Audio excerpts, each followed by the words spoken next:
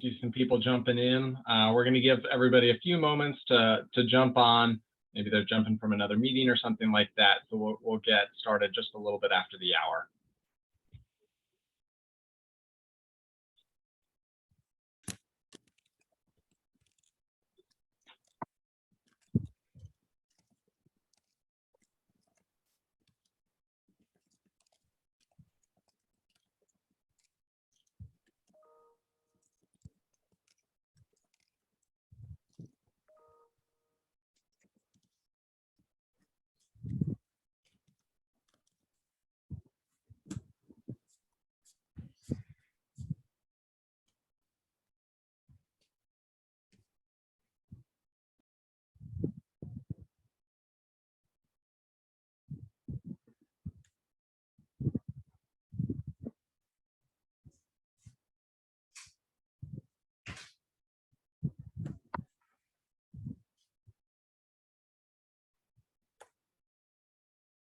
We'll get started in just a moment.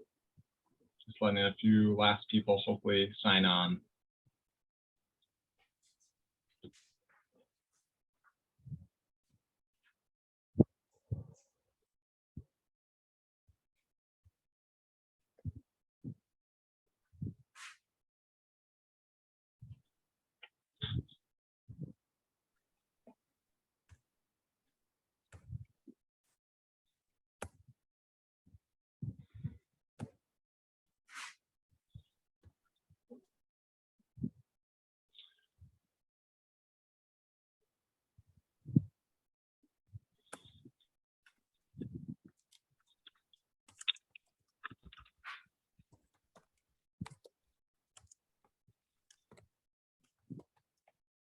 All right, everybody. I'm sure we'll get some more people in just a few moments, but would love to just get us started, be mindful of everybody's time. So hello, everyone, and welcome to the Holiday Scaries from Discovery Behavioral Health. My name is Peter Fowler. I am the Director of Education for Discovery Mood and Anxiety Program, and I'll be moderating today's event. So as many of you know, as we enter the fall and winter seasons, we come to the time of holiday and festivities, and for many people, this is extremely exciting. It's a fun time. This is a time of dressing up, engaging in one's cultural and religious beliefs, as well as connecting with family and friends. However, for many people, this is actually a time of year that brings a lot of feelings of anxiety, loneliness, reminders of experiences that have been traumatic. And so our goal today is to talk openly about the holiday season and the importance of being mindful of its impact upon our mental health. And by discussing this topic and bringing people's attention to others' experiences, we hope that this will help all of us not just only acknowledge our own experiences, but also be aware of the experiences of others around us. So in doing so, we hope to identify strategies on how to manage our mental health during the season, as well as support those around us who may be struggling.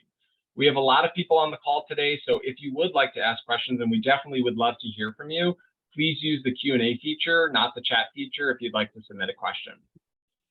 So as we get into our conversation today, let's take a quick look at why we're talking about this issue. Our company recently did a poll through some of our social media platforms on what scares people the most about the holidays. And the most common fear for individuals was spending money. So at this time of year, there are a lot of expectations to go out or to buy items for an event that you're going to go to, or to buy gifts for others. And people are anxious about how to afford these activities and the stress that this brings. And I think this is especially true this year as we think of inflation and the way that our economy has been going the last few months. And so this can be an extremely stressful situation, which I think has only been exacerbated this year. The next biggest fear was parties and busy schedules. So the stress of fitting these events into what for most people is already a very busy schedule. And then in addition, I think of those where going to these types of events can bring on some of our biggest triggers, whether it be alcohol, it could be triggers around specific foods, or just social gatherings in general. And so that can be really helpful or really hard, especially when we think of recovery. When we talk about recovery, a lot of times we talk about how do we avoid our triggers? And so this can be extremely difficult for people when these are times where there's feelings of obligation or there's just the fear of missing out. And then the last trigger or the biggest fear for individuals was the idea of family time. And so for many people, this is exciting, especially when we think of it in light of the last few years where we've been struggling with social isolation and due to COVID and family members not being able to be with one another. But for a lot of people, family time actually brings up traumatic experiences that have happened in the past or reminds them of the grief that they are experiencing due to the loss of a loved one.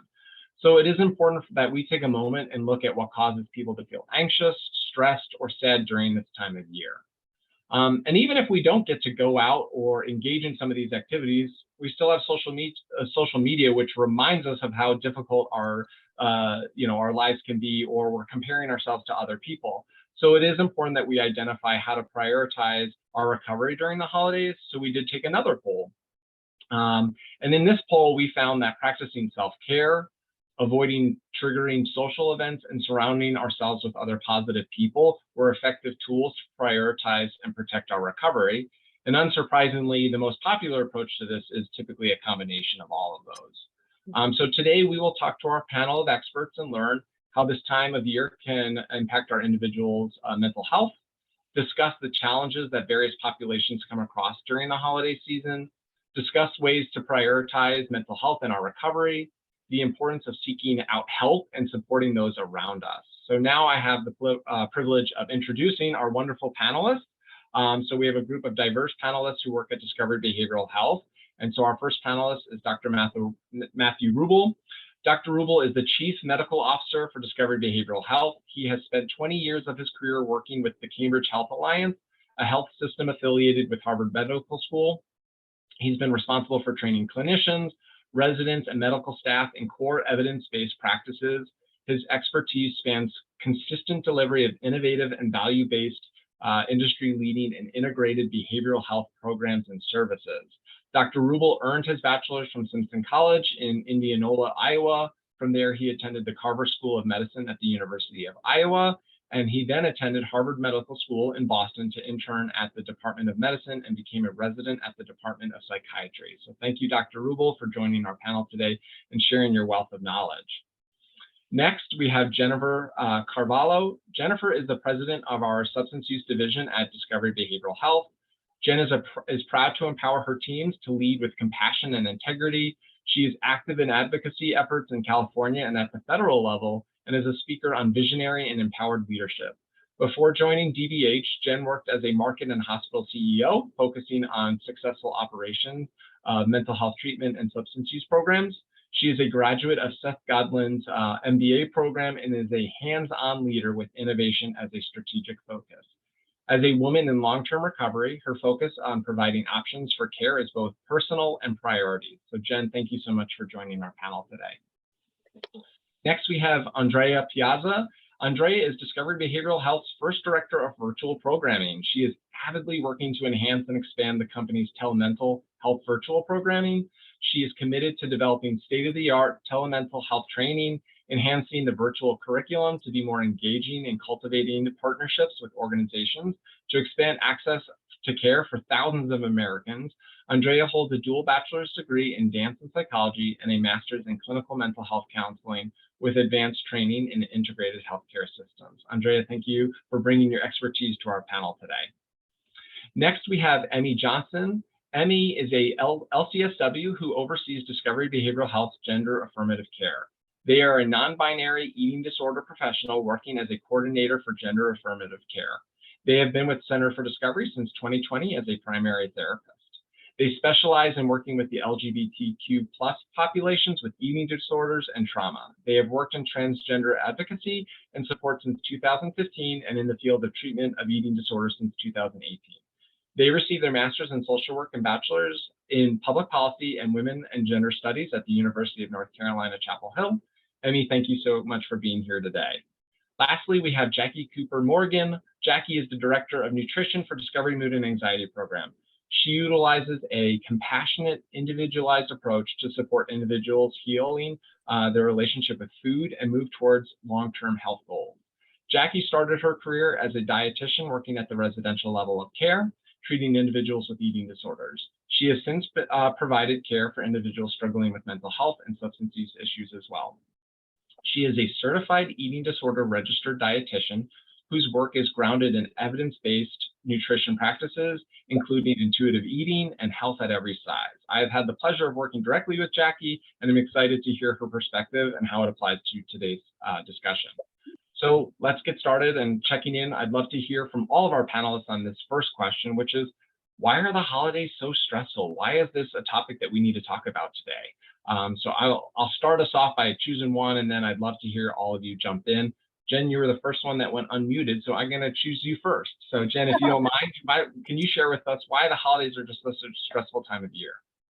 Well, not only do I not mind, I'm super grateful to have been invited to this panel because I think that this is such a relevant and timely topic, and it's something that we deal with in our own personal lives and professionally every year. And so the more attention that we can give to educating and empowering people to successfully navigate the triggers and challenges of the holidays, the better off everyone will be. And so I think that it's challenging for a variety of reasons. For one, we're out of our normal routine, which for a lot of us can be very unsettling, and particularly for those, and I'm speaking from the SUD side, for those in early recovery, routine is everything.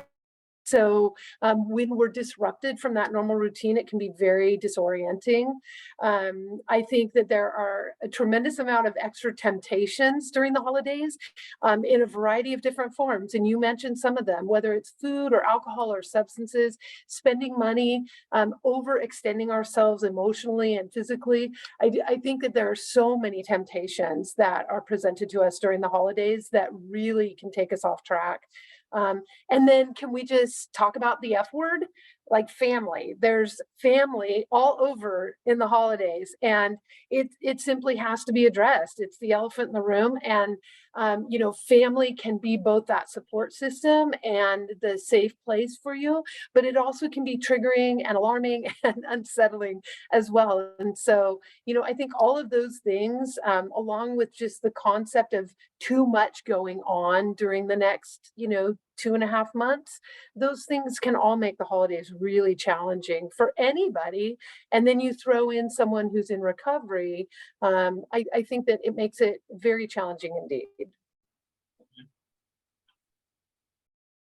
I'd love to hear from all of our panelists. So, as I said, bringing in your own personal experience, but also what are you seeing at Discovery Behavioral Health? What are your patients sharing with you? What are other clinicians sharing with you about the struggles of this time of year, especially just thinking over the last few years, especially because of COVID?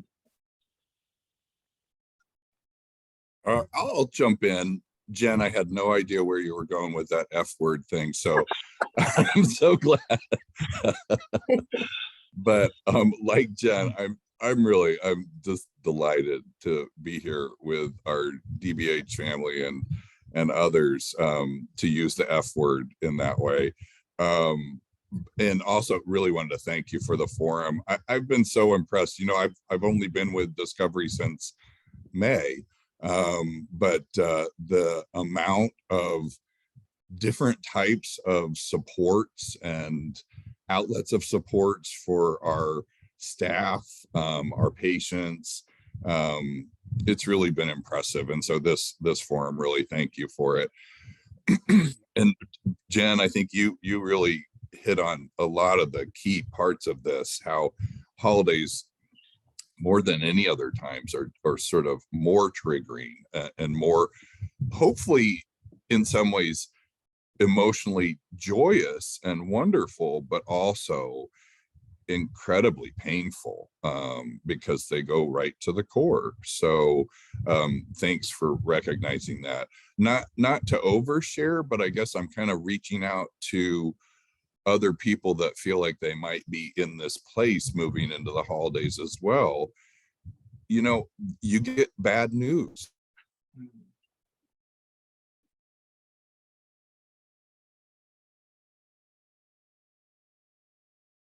Dr. Rubel, we lost you. We see your mouth moving, but we don't hear you. You hear me now? Yes, there you go. Oh, okay. Oh, weird. Okay, thank you. It says my internet connection is unstable, so just wave at me if you can't hear me.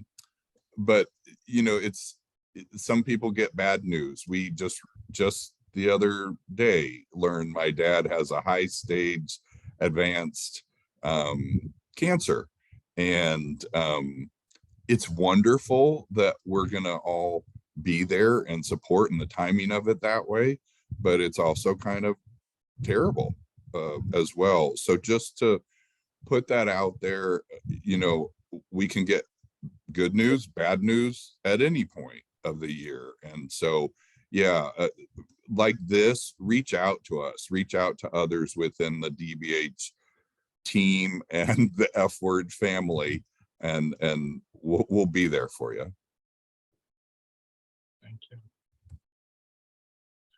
I can jump in next. Thank you, Jen and Matt, for sharing already, and I can't wait to hear from our other panelists as well.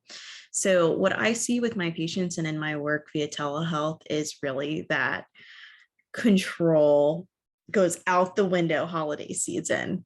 We're pushed to spend more of our time, of our energy, of these really valuable resources we have, and like Jen said, to overextend to an extreme degree sometimes.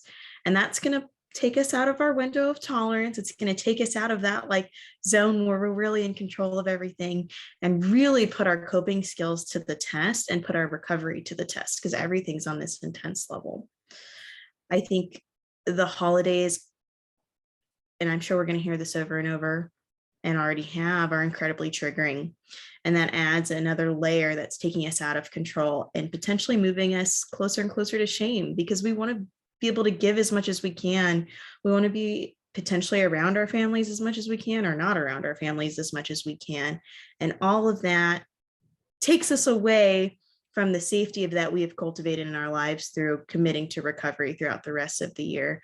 And I think it's also just really validating to know that we see an uptick in mental health admissions to the hospital, mental health admissions to all of our treatment programs throughout the holidays, because it is such an incredibly trying time. It's not just you, and it's something we all have to work through together and create more and more awareness around. And then I'll pass it to Jackie next. I'd love to hear kind of from the dietary side. Thank you so much, Andrea. And along with everyone else, I'm honored to be here as one of the panelists. So just thank you for having me. I'm listening to everything you guys are saying, and I'm relating it all back to food, because as a dietitian, that's kind of where my head always goes. And, you know, specializing in eating disorders, if you or anyone you know has ever struggled on the spectrum of disordered eating, meaning like having an eating disorder, or just chronic dieting, or maybe body image issues, it's a really hard time. There's so much food around. There's talking about quote unquote temptation, someone who is chronically dieting and trying to restrict a certain amount of food, it can be very challenging. And a lot of people report feeling out of control. So like all the themes you guys were talking about, the resources, the hype of the holidays, expecting so much, expecting to have to be happy when you might not be, and it's okay, especially when it's around food. The control part and the exhaustion is what I hear most from my clients. Not, going home and not having control over what they're eating, or feeling out of control with all the options, or even just not having control of the conversations at the table, which I think we're going to talk more about. But I think what is helpful is knowing your limits, I guess, kind of like where you're spending your resources, and just knowing that you might be a little exhausted, and giving yourself a break and being gentle with yourself. Because, as the holidays come, there is a lot of food around, and food is a major focus. So I think just even acknowledging that and observing food in a different way, because our society our diet culture tends to minimize food to like numbers, macros, calories, whatever, when really food during the holidays and in any point in anyone's life is very valuable in our lives. It's culture. It's nourishment. It's memories with people, certain recipes that maybe grandma made that isn't around anymore, and you get to have that, and it'll have a little piece of your grandmother when you eat that food. So focusing more on how food can serve a different purpose during the holidays, I think can be very helpful, as opposed to just focusing on numbers and things like that. Yeah, I know it's a very difficult time. And with that, I'll pass it to Emmy. Yeah. Thank you so much, and I appreciate all of you and this opportunity to be here. Speaking about LGBTQ folks, and I particularly work with transgender, gender diverse, or gender questioning folks, the holidays can be really, really tricky, specifically around like unsupportive family. So you might be spending time with family who either don't know, important aspects of who you are, like your sexuality or your gender, which can be hard even on its own. You might be thinking about coming out, right, to your immediate family or extended family who maybe you don't see in the course of the year. And now it's like, all right, it's Christmas. Like, are we going to talk about this? Or, or maybe you're out and people are not accepting and you have to go through the pain of maybe side comments or people consistently denying who you are, misgendering, things of that nature. You might be in a situation where in order to spend time with family, you're being asked or required to wear clothing that does not reflect who you are or doesn't feel comfortable to you. Or you might be experiencing the grief of not being able to be with family because they're unsupportive. You may have disconnection from them, either, on family's part, right? We know a lot of family rejection occurs, or out of a sense of self-preservation, right? A sense of, I can't safely be around my family. I can't be around my family and maintain my recovery. And so having to make that really painful decision of not being with family. And at this time where, exactly as y'all said, there's this expectation of joy, you're seeing everyone else feel really happy, and you might be feeling particularly lonely in this time, and particularly as the days are getting, shorter and darker, and that can creep in anyway. And I also want to mention politics, right?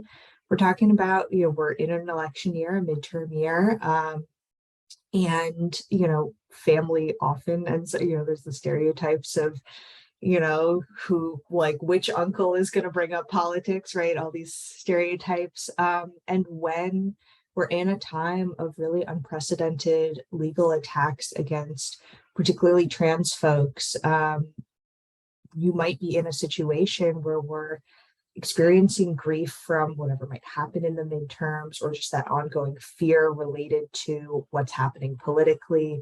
And then if families also bringing it up and expressing support for legislation that might directly impact you or directly harm you or your community, that can be really, really challenging. So that, I think, are some of the big things that make the holidays really challenging. Thank you all for sharing. I think the big takeaway I heard is expectations. There's just so much that we anticipate with this time of year. And both Jackie and Emmy brought up, especially that expectation that we're supposed to be happy. We all watch Christmas movies and we watch holiday movies, and everyone, they meet their true love, or, they go to this party and they have the time of their life. And so we're all expecting that. And let's be honest, I've done a lot of research and just I've had a lot of attention towards social media. People, we talk about, they cultivate this image of what they want everybody else to see. And so we see people, oh my gosh, they went to this, or oh my gosh, look at what her husband bought her. And there's these, why is my life not like that? And so I think it causes us to compare, but we also anticipate, and we put a lot of expectations. And then that anticipation and expectation of being happy and joyful at a time where we feel like we're supposed to, that can be very, very difficult and bring on more of the triggers and only exacerbate that issue. And so now I'd love to kind of get into the expertise of some of our panelists and hear a little bit more about their thoughts. So I'm going to start with Jen. So what challenges do those in recovery from substance use specifically face during the holidays? Do you have any advice for those in recovery attending holiday gatherings and parties where alcohol is prevalent and maybe a major focus? And that one kind of came, I won't lie, I asked this one first because I recently was actually reading an article where an individual went to a restaurant and the restaurant was like pushing alcohol on the individual, the customer. And he said, I'm not going back to this restaurant because he felt very uncomfortable. And through the article, you find out, he had expressed to them, like, I have an issue with alcohol. And it becomes so ingrained in our culture to be like, this is what you do when you go out to certain types of restaurants, and how difficult that can be. And I think the holiday season is especially one where alcohol is so prevalent, it's expected at these events. So Jen, how would somebody who's struggling with that, as well as I'd love to also ask, how can we as a culture be more aware and understanding and supportive to those who are? They don't need to necessarily always tell us that they have an issue with alcohol. We need to be more aware of people who may have that struggle, that it's silent and that it's invisible. Oh my gosh, you have brought up so many great points in that kind of introductory manner. I mean, first of all, that you identified the challenges, and so have the other panelists. The greatest challenge is expectations. And so, it's the expectations of yourself, it's the expectations of your family and friends and people and society. As you said, when we go into a restaurant, people expect you to order a Bloody Mary on Sunday morning, or a mimosa. They expect you to order a beer at 6 o'clock. I am always curious about the looks that I get when I order a soft drink or a soda at dinner when I'm with people who are ordering wine. There's always that funny look. And the reality is that as a culture, alcohol is absolutely mainstream expectation for our population. And so while I think that we are making strides with stigma reduction around this, and I bring up kind of the whole mocktail concept because it's so popular right now. I think that is a nod to those who don't drink alcohol, and I think that we are making some inroads there. But it does come back to those societal expectations. So, I think really what we want to talk about is what people in early recovery can do to support themselves through the holidays. And for me, it's all about setting expectations, setting boundaries for yourself, knowing what your limits are, being healthy in your choices. And really, it's about knowing your own limits, setting your own limits. As I walk into a holiday party, I am going to be clear with myself about what my intentions are and what the expectations for this event is going to be. And I also know what my exit strategy is if necessary. I create kind of a script for myself as I walk in there so that if I'm offered that glass of champagne, I can quickly say, you know what, I would love a glass of water, or, whatever it is, so that I'm comfortable with that as I'm stepping into those uncomfortable social and familial situations.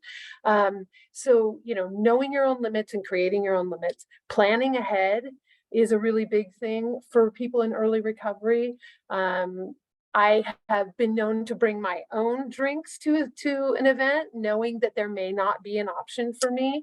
And so I may bring my own. I also, if I'm going to be out of town, I can pre-arrange meetings. I can look up meeting schedules for 12-step meetings if I need a support group and need to just duck out and go do that. I can also be really mindful about planning my schedule in a way so that self-care is front and center for me, so that I get the rest that I need, so that I am exercising and eating regularly, and I'm not creating imbalance in my daily structure. So those are some of the big things for me. The other thing is just really clear communication with friends and family about those expectations. And I do just want to share, I know that you invited us to really personalize this by sharing our own experiences. And I just want to share kind of a funny, kind of a sad one from my very early recovery, which was a long time ago. My grandmother was still alive and we all gathered at her house for Christmas celebration, and very much an alcohol centered type of event. And I had completely planned for that. I had anticipated what that might look like for myself, and I had, soda water available, and I was deft at the language around that. Had no problem communicating that to my family. We made it through dinner. Everything was fantastic. And then came dessert.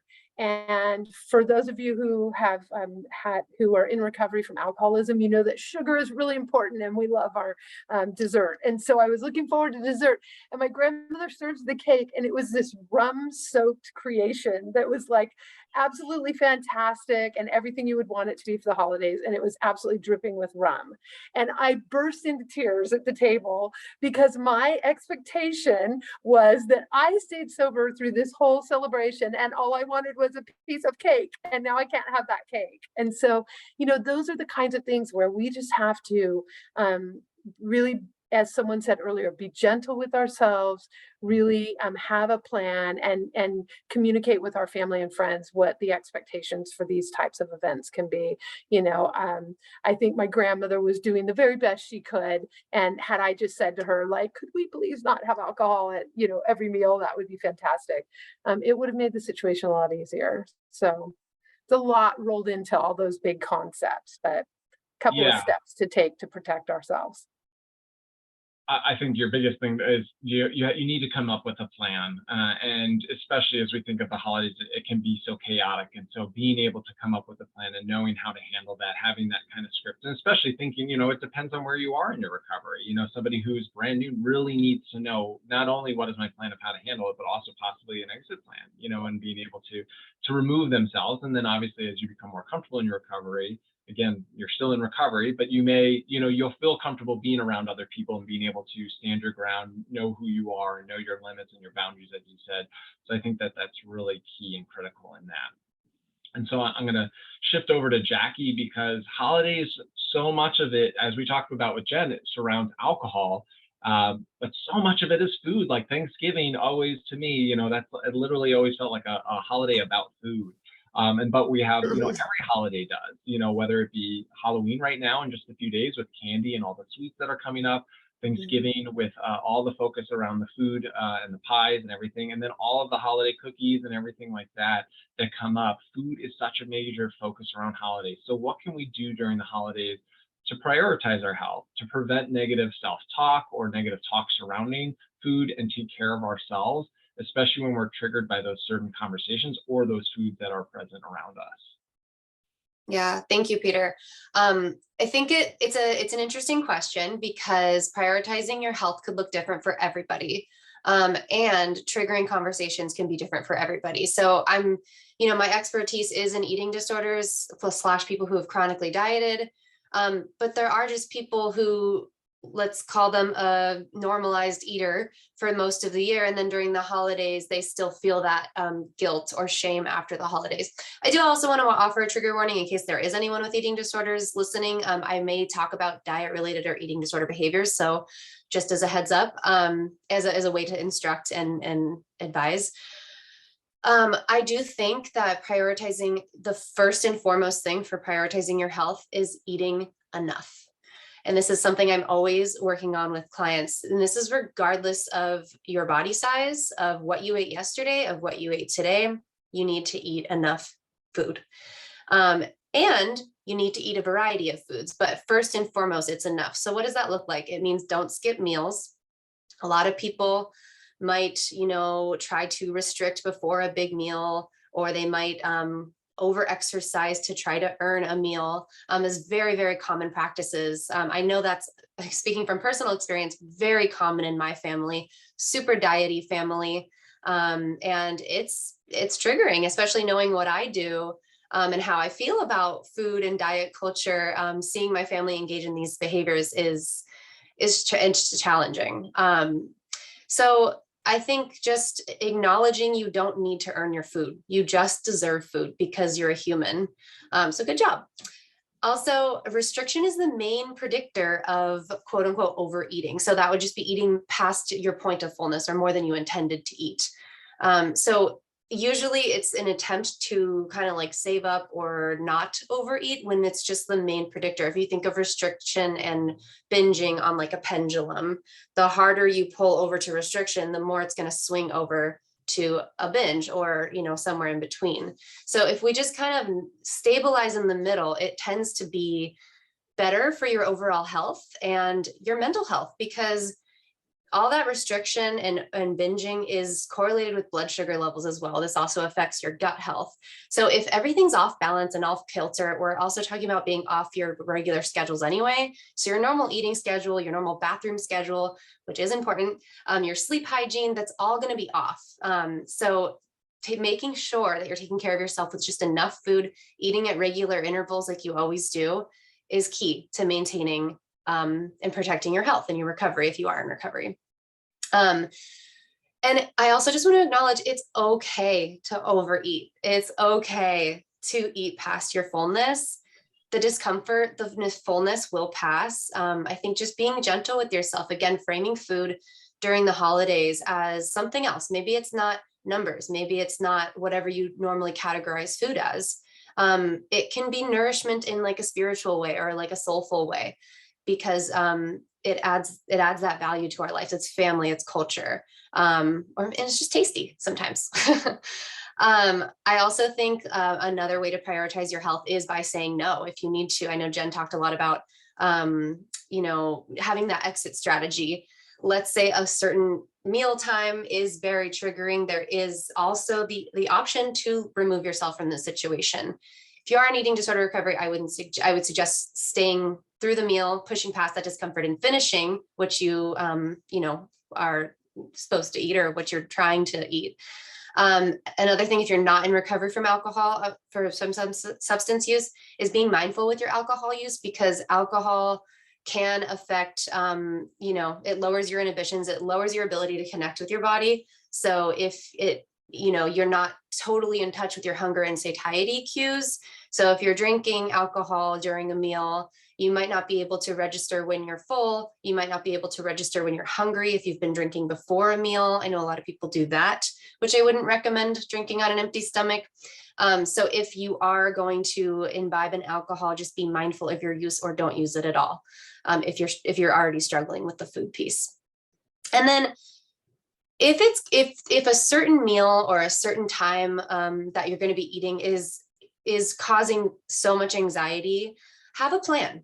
I know we're all talking about plan. If you are in recovery from an eating disorder, knowing that your meal plan is minimum. So whatever you are working out with your treatment team, if you have one, go over that with a dietitian. If you're not in recovery and you're just struggling with your relationship with food, just have a plan of what you might want to do, and maybe go through it in your head of maybe if there's a big smorgasbord, take a little scoop of everything on your plate, go sit down and try to eat it in a mindful way. And by that, I mean paying attention to not only your body cues, but how does food taste? Sometimes we eat so fast and we are in such conversations. We're so triggered by the conversations of like politics and things like that, that you might look down and realize your whole food's gone and you're like, what did I just eat? Did I even taste that? So paying attention, kind of bringing it back to the meal. I think this is a good coping skill if there is triggering conversations. Let's say there is conversations about something, again, going back to food, is like negative food talk or diet related talk, negative body talk. Focusing back on your meal can be a helpful way to avoid that conversation. So if you're super dysregulated, I love the 5, 4, 3, 2, 1 skill. What that means is it's 5 things you can see, 4 things you can hear, 3 things you can touch, 2 things you can smell. So ideally what's on your plate, because we're bringing it back to you and you're eating. And then 1 thing you can taste. And so that, if you're super dysregulated, it can help you get grounded, and then again, focus on your meal and how it's tasting and how it's feeling in your body, and hopefully bring you away from those triggering conversations.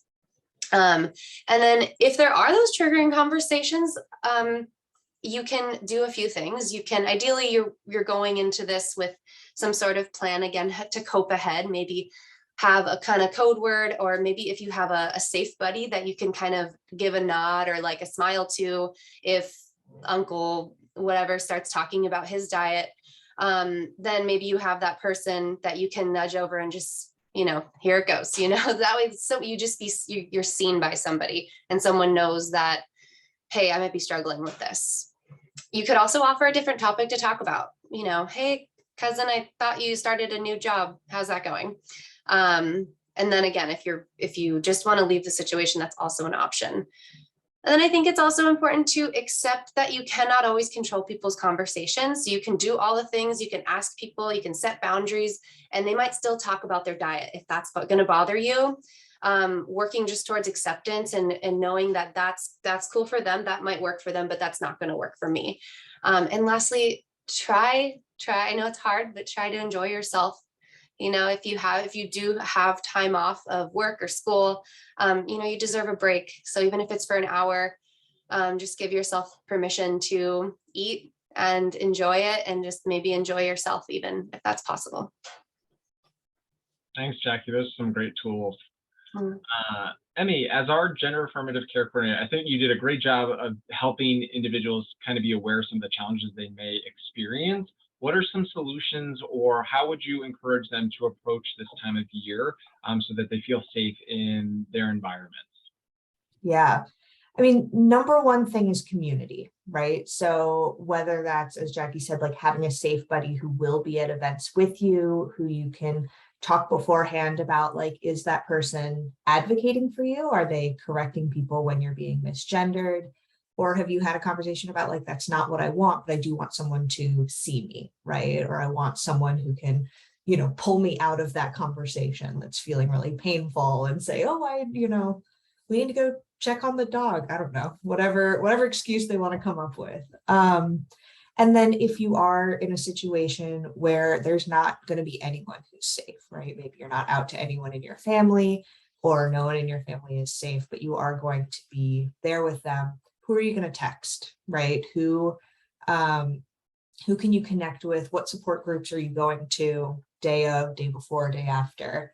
And then even, in addition to that, having helplines on your phone, right? Trans Lifeline or other similar kind of dedicated supports that you can always call, as well as, what music by trans artists are you listening to on your way to and from that event? How are you able to affirm yourself, whether that's, sentences reminding yourself that you know who you are, reminding yourself, of your name, of your pronouns, of whatever it is that might not be being reflected to you. What kind of clothing might be affirming? Maybe it's not any, maybe you're in a situation where you have to dress in a way that is not affirming for you. Can your underwear be affirming?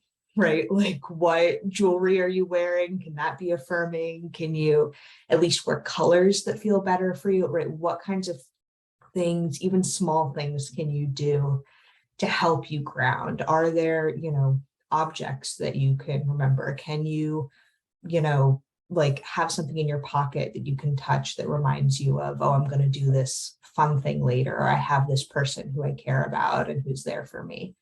And then if you are in a situation where you're not going to be around family, really investing in, your chosen family and your friends, and really reminding yourself that you do have people who love you, that there are people who are there for you, connecting with family and finding joy where you can, right? Remember, like, as everyone's been saying, like, reducing those expectations of, oh, this is the most wonderful time of the year, right? It probably isn't, right? If you're having some of these struggles, that's okay. And what can you do? What are you going to find enjoyable? Are there books that you're going to have fun, like, reading? Are there movies you're going to have fun watching? Like, what are can you go for a nice walk with a friend? What are the things that you're going to find fun and affirming to really get you through everything? And then I do sort of want to emphasize that, like, safe buddy, like having, really thinking about, as, Jackie and Jen were saying, like, coping ahead. What are your plans? What's your escape route? Who can support you and advocate for you? And what do you want out of the experience, right? Is your goal, I talk to clients sometimes about our need for safety versus our need for authenticity. And obviously, ideally, we're in situations where we can have both of those. But if we're in a situation where those are in conflict, reminding yourself that it's okay if you're 100% prioritizing safety. If you're like, I'm going to get through this, I am not going to make waves, I'm not going to draw attention to myself, we're just getting through.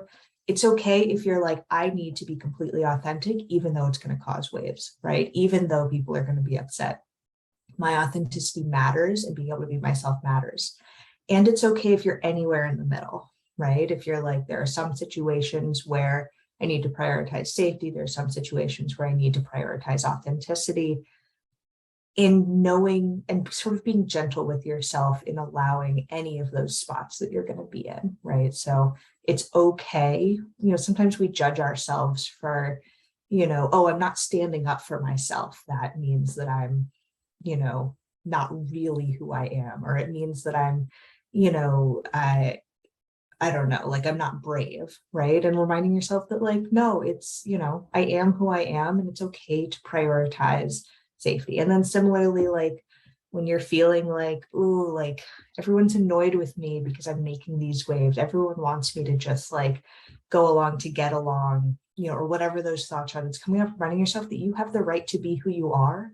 And what you're asking for is the same level of respect that everyone else is, right? Being called by the correct name, being referred to by the correct pronouns, being able to wear clothes that feel good to you, right? All of those things are things that everyone expects, right? And so you have a right to those as well. And then anywhere in between. So really that affirmation and being gentle with yourself, as well as thinking ahead of like, how am I going to make those decisions, right? When am I going to know that I need to prioritize safety? When am I going to know that I need to prioritize authenticity? I love that. Yeah, that conversation and making sure that it's an internal and also hopefully with other people of what that looks like, so that it's not just a lonely decision to make, that somebody can help you or give you some feedback on how to prioritize, especially because we're living in a culture that thankfully is now prioritizing more authenticity, and we need to be careful and we need to make sure that people feel safe as well. And so being able to recognize the boundaries or what that looks like, or the balance. So Dr. Rubel, as our Chief Medical Officer, we know you highly believe in mindfulness as a practice for mental health. Can you speak on the importance of mindfulness, because this is such a busy time of year? We've got so many parties to go to, events to go to, all these things. It gets, you know, by the end of it, we're like, oh my gosh, it's already January 3rd. But, you know, we still have plenty of time to go there, and we want to enjoy the moment. We also want to be mindful of what's coming up for us in this time. So can you talk a little bit about mindfulness and how you use that and that approach at this time of year? Yeah, thank you. You can tell I'm being thankful for this panel. I hear the piece about expectations and being realistic with that, even if it's painful at times. But I also really hear the piece about mindfulness, and I think our panel brings to that the direction where honestly, where the more recent research, either the neurosciences part of it or what's clinically helpful for people, our panel really brings that piece of compassion. And it might sound odd, but to really put those two pieces together, mindfulness and being compassionate with yourself at the same time, seems to be the most powerful fit. The reference that I would use for people, because I think it's a great source for this, but also because it is very practical, is I put into our internal chat here, if we can share it with the group, but comes out of Johns Hopkins and their mindfulness and health and wellness center. But it really speaks to having mindfulness about what you're doing, whether, as Jen had talked about it, with mindful about your surroundings, mindful about triggers, mindful about escape paths, or as Jackie was putting it, the 5, 4, 3, 2, 1, which essentially brings things back to being mindful of your settings, surroundings, and groundings. Or with Emmy, and boy, Emmy, I can't even summarize all the great points that you had. Just really excellent. So having that piece of compassion, because this, not to get too either shrinky or scientific about it, but our brains generally run on a default pattern where we're critical of ourselves. We're critical of ourselves. We're critical of our surroundings. It's probably some part of what keeps us safe and protected and on guard, but it's exhausting. It's really exhausting at times. So using some mindfulness techniques that can really help get to a more, different people put it different ways, but more centered, more grounded, a bit more at ease state can be incredibly helpful. The resources that I would suggest are 4 things that might again seem overly simplistic, but for the holidays I think they're very important. So I'll go through them. I would say, you know, bring your own sense of compassion to each of these. But the first is accepting imperfection. Our bodies, our families are sort of perfectly imperfect. The sense that things are supposed to be perfect is really harmful in a way. And so having some sense that things won't be perfect, and many people, even our speakers today, have talked about how social media in particular presents things in a overly filtered, overly colorful, overly perfect sort of way. So accepting the imperfection is great, whether it's, you know, that cookie didn't turn out perfectly round, or whether it's this family gathering was far from perfect. It's perfectly imperfect. So having some acceptance around that. One that I've actually found really helpful, especially with kind of some of the stress leading into the holidays, is trying not to lose sight of what really counts. And it can be incredibly personal to you, like what really matters to you, what really counts, and keeping that in focus on a day-to-day basis. And you know, I can use an example. So if you're in traffic, or the example I had the other day, along, you know, sort of line somewhere, try to keep in mind what's important there. Remember that the long line is it's just that, it's a long line. It doesn't have to add up to, you didn't get to the store earlier, you wish this person would go faster. It's a long line. I think trying to make the most out of that as well. So if you bring your sense of, well, what's really important here? Okay, I have a few more minutes in this line. Can I use this as an opportunity to reflect? Can I take an inventory of things I'm thankful for, good things that happened in the day? So really bringing that piece to it. And then I'm a huge believer, not just in mindfulness, but of social connectiveness. And I like the way people on the panel have emphasized safety first, because unfortunately, sometimes in our communities and socialization, things are actually unsafe. But trying to find that focus on social connectedness. And so using the long line analogy, you know, whether you want to or not, connect with someone, connect over, boy, the line is long, or connect over what you just found interesting that day. But making eye contact, making a connection is incredibly helpful for health and social connectiveness. So I'll tell you, if the first two are accepting imperfection and the sense of what's really important to you, the next two for me are challenges, but equally important.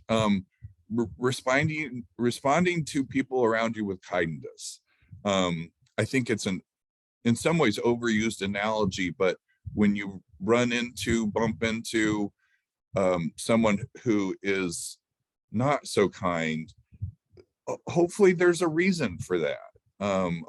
Not hopefully, there's probably some kind of suffering behind that, and trying to respond with kindness often, not always, but often diffuses the situation. And then I'm getting a two or three or four, however many holidays ahead, but the final one I think is that I have is rethink your resolutions. It can be quite a setup to have resolutions that you either bring in from the last year, like, well, I didn't do that again, or didn't stop smoking, and didn't change my diet, you know, whatever that word is, that it can be kind of self-punishing. Rethink your resolutions to achieve to something that's achievable and realistic. So those are kind of the four things that get to a mindfulness type practice that also brings in compassion. Thank you so much, Dr. Rubel, for that. And I think one that always sticks out to me is that importance of social connectiveness. And we talk a lot about the negatives of obviously social media and what happens virtually. People can be horrible to one another, but there's a lot of amazing things that are also happening online, and that telehealth is booming. And so we're so excited about Andrea joining our panel and what she is doing in supporting Discovery Behavioral Health. So if you wouldn't mind talking a little bit more about what's out there, what are some online support groups? What can people do, especially during the holiday season when they are traveling or their schedule is so chaotic? It sounds like there's more options today than there have been in the past. And so, going back to how important that social connectiveness is, there is options. It doesn't just have to be that face-to-face anymore. Yeah, absolutely. There is no shortage of online, virtual, tele, whatever descriptor you want to use, options for support. There is a link that just went out in the chat that just lists the masses of them, where you can find online support groups for pretty much anything that you're dealing with, in addition to a ton of phone services you can call for, or hotline support. And then DBH has a ton of really great options. So through Center for Discovery and Discovery Mood and Anxiety, as well as many of our other brands, I also included a link for that. We have ongoing support groups that you do virtually.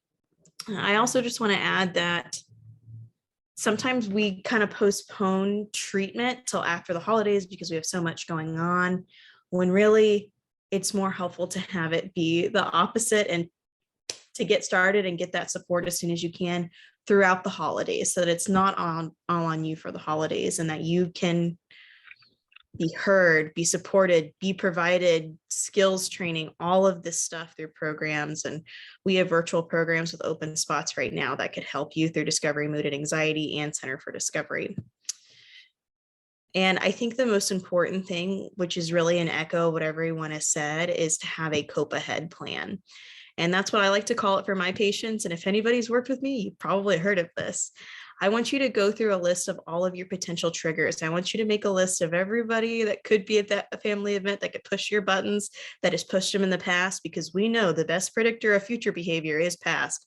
If they've been a button pusher since 2019, they're probably going to be a button pusher in 2022.